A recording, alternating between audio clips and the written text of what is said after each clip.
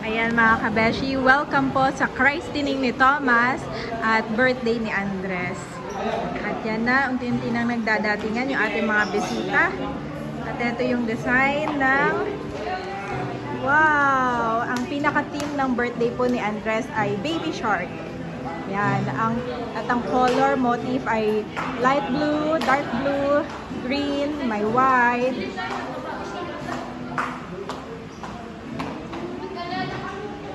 At ito na din yung cake mga kabeshi. Wow, napakaganda. Ito ay 2-in-1 theme cake.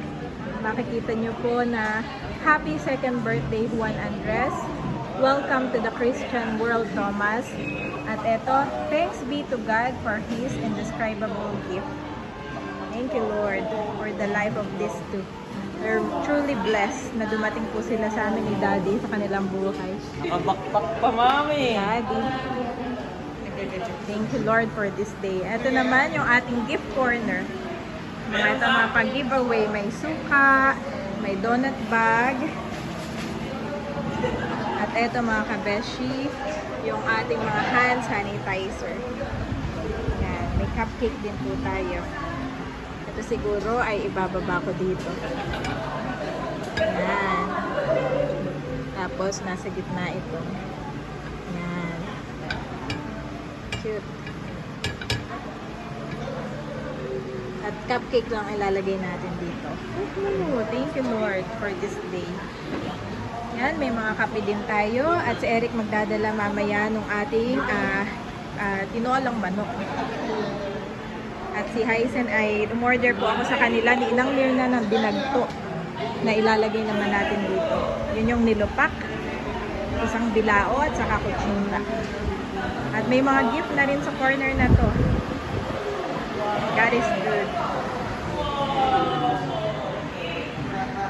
Ando na Lola. Aba, nauna na ang Lola. Mami, may ilalagay pa yan under. Meron pa. Abay, nakatalikod nga lagi itong picture. Ayan. At sina Pastor. Hello po. At si Stali. At yung iba nating kapatiran. Thank you, Lord. Eto, kahit na maulan mga kabeshi, pinagbigyan tayo ng Lord.